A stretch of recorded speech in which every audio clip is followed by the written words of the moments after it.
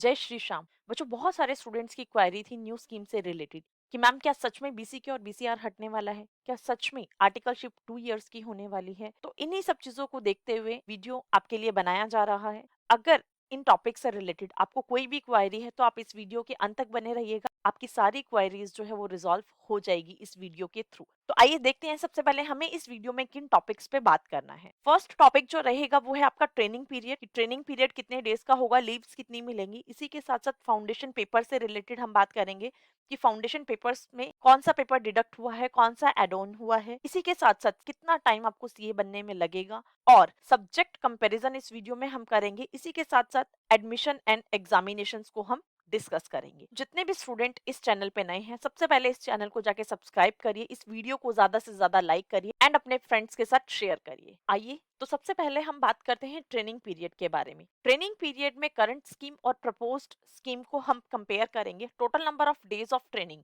पहले आपको 1095 डेज मिलते थे क्योंकि आपकी 3 ईयर की ट्रेनिंग होती थी, बट अब प्रपोज्ड स्कीम में 2 ईयर की ट्रेनिंग होने के बाद आपको 730 डेज की टोटल ट्रेनिंग करनी होगी। इसी के साथ साथ जो आपको लीव्स मिलती थी वो होती थी 156 लीव्स, बट अब 24 लीव्स आपको प्रोवाइड की जाएगी। और 1 ईयर में टोटल संडे 52 होते थे, तो उसके अकॉर्डिंग 156 लीव्स आपको मिलती थी संडे की। बट प्रपोज्ड स्कीम में ऑटोमेटिकली वो कम हो जाएगी क्योंकि 2 ईयर की आर्टिकलशिप हो जाएगी। इसी के साथ साथ number of gazetted holidays 15 in a year, तो उसके अकॉर्डिंग 45 डेज होते थे एंड अब आपका जो होगा वो होगा 30 डेज।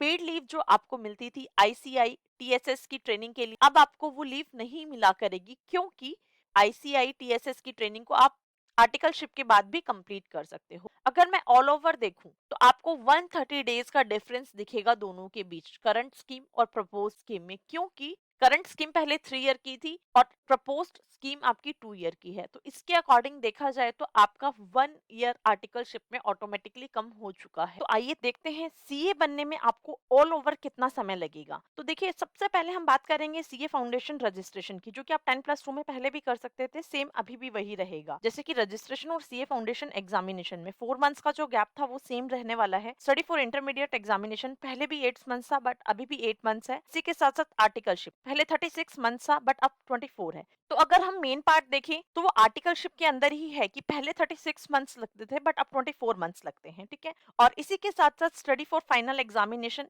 आपको 6 मंथ्स का टाइम दिया जाएगा। Total period to become ICAI member, so पहले 48 मंथ्स लगता था बट अब ऑल ओवर देखा जाए तो 42 मंथ्स लगेगा। आइए देखते हैं सीए फाउंडेशन में सब्जेक्टिव वाइज या पेपर वाइज कुछ चेंजेस है या नहीं है। जैसे कि करंट कोर्स में 4 पेपर्स हैं और प्रपोज्ड कोर्स में भी 4 पेपर्स ही रहने वाले हैं, तो इसमें कोई ऐसा मेजर चेंज नहीं है। इसके साथ साथ principles and practice of accounting जो आपका है पेपर नंबर 1, अब भी वो प्रपोज्ड स्कीम में अकाउंटिंग बन जाएगा, ठीक है। इसके अलावा लॉ एंड बीसीआर में से आपका बीसीआर पार्ट जो है वो पूरा हट जाएगा एंड सिर्फ और सिर्फ बिजनेस लॉ आपको पढ़ना होगा प्रपोज्ड स्कीम के अंडर। पेपर नंबर 3 में ऐसा कोई भी मेजर चेंज नहीं है। Business mathematics and logical reasoning and stats आपका सेम रहने वाला है, इसमें कोई भी ऐसा मेजर चेंज नहीं है। पेपर नंबर 4 में इकोनॉमिक्स एंड बीसीके के अंदर आपको सिर्फ और सिर्फ इकोनॉमिक्स पढ़ना होगा, बीसीके का पार्ट भी हट जाएगा। इसको थोड़ा एक्सप्लेन में देख लेते हैं। पेपर नंबर 1 आपका जो है अकाउंटिंग पार्ट, इंटरमीडिएट का पार्ट जो है अकाउंटिंग के कुछ चैप्टर्स आपका फाउंडेशन में ट्रांसफर हो जाएंगे। पेपर नंबर 2 में आपका जो बीसीके है वो पूरी तरीके से हट जाएगा। और इसी के साथ साथ पेपर नंबर 2 में लॉ का पेपर पहले 60 मार्क्स का आता था, अब वो पूरा 100 मार्क्स का आएगा। और पेपर नंबर 4 में आपका इकोनॉमिक्स जो है वो पूरे 100 मार्क्स का रहेगा। पेपर नंबर 4 में आपका पूरा बीसीके का पार्ट जो है वो आपका एक प्रैक्टिकल ट्रेनिंग के अकॉर्डिंग कर दिया जाएगा। जैसे कि आपका आईसीआई टीएसएस की ट्रेनिंग होती है, वैसे ही ये आपकी एक प्रैक्टिकल ट्रेनिंग रहेगी। तो आइए देखते हैं कि एडमिशन एंड एग्जामिनेशन में क्या चेंजेस है। सबसे पहले eligibility for admission, current course में भी आप 10th बेसिस पे अपना रजिस्ट्रेशन करवा सकते थे एंड अभी प्रपोज्ड स्कीम में भी आप 10th बेसिस पे अपना रजिस्ट्रेशन करवा सकेंगे। वैलिडिटी ऑफ रजिस्ट्रेशन, पहले कोई भी ऐसा रिस्ट्रिक्शन नहीं था बट प्रपोज्ड स्कीम में 4 इयर्स के लिए ही आपका रजिस्ट्रेशन जो है वो वैलिड रहेगा। Eligibility for appearance in examination, 12th में अपीयर करने के बाद में आप फाउंडेशन का एग्जाम दे सकते हैं बट जो भी अटेम्प्ट आप देंगे उससे 4 मंथ्स बिफोर आपका रजिस्ट्रेशन हो जाना चाहिए एंड ये करंट कोर्स में भी और प्रपोज्ड स्कीम में भी सेम ही है। तो आइए थोड़ा सा इसको ब्रीफ में देख लेते हैं।